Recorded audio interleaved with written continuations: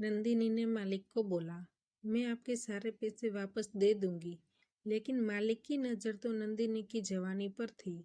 मालिक ने कहा, मैं तुमको 30,000 दूंगा, लेकिन उसके बदले में तुमको मेरा काम करना पड़ेगा।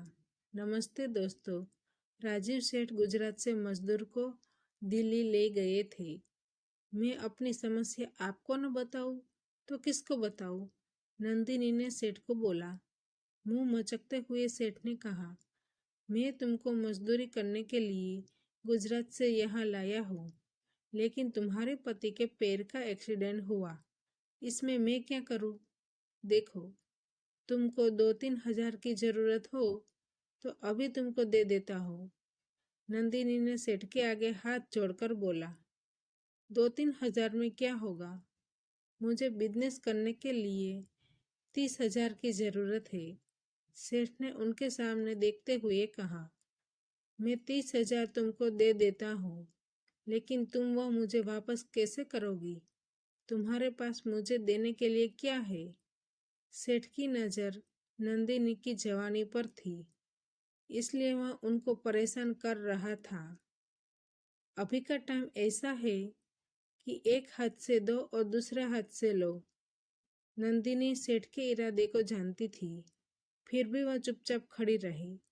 सेठ ने कहा, देखो नंदिनी, मैं तुमको 30,000 दे दूंगा, लेकिन जब तक तुम एक साथ मुझे पैसे वापस नहीं करोगी, तब तक तुम्हारे मेरा हक होगा। सेठ नंदिनी के साथ क्रिकेट खेलना चाहता था, लेकिन नंदिनी को कुछ भी समझ में नहीं आ रहा था। नंदिनी नीचे मुंह करके सोच रही थी। नंदिनी का पति एक्सीडेंट की वजह से एक पैर से विकलांग हो गया था। अब वह मजदूरी करने के लायक नहीं था। इतने बड़े शहर में पेट भरने के लिए कुछ तो बिजनेस करना जरूरी था। इसलिए नंदिनी को एक साथ इतने सारे पैसे की जरूरत थी और वह उनको सेठ ही दे सकता था। नंदिनी ने सुना था कि बड़े बड़े पिक्चर की हीरोइन पिक्चर में काम करने के लिए न करने का काम करती है और वह कुछ भी करने से डरती भी नहीं है। मैं तो एक मजदूर की पत्नी हूँ। मजबूरी इंसान को क्या कुछ नहीं करवाती है। थोड़ी देर सोचने के बाद नंदिनी ने कहा, मैं 30,000 के लिए आपका काम करूँगी। गुजरात से आए हुए मजदूर अपनी फैमिली के साथ एक बड़ी बिल्डिंग का काम करते थे और नीचे कंपाउंड में रहते थे और सेठ बिल्डिंग की दूसरी मंजिल पे रहता था। शाम को अपने पति को खाना खिलाकर सुला दिया। फिर नंदिनी सेठ के कमरे में गई। दोनों ने 5 घंटे तक क्रिकेट खेला। सुबह होते ही नंदिनी के हाथ में 30,000 थे। नंदिनी ने पति को बिना बताए ही एक ठेला खरीद लिया।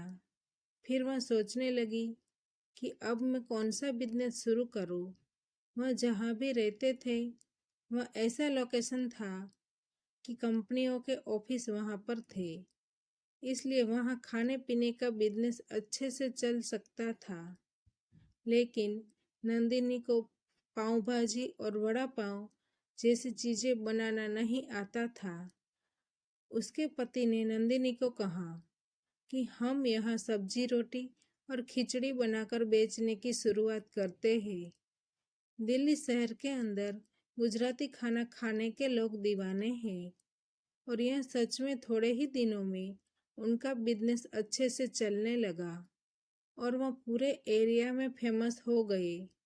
फिर नंदिनी ने थोड़े टाइम में ही सेठ को पूरे पैसे वापस दे दिए। फिर वह अपने पति के साथ खुशी से जिंदगी जीने लगी।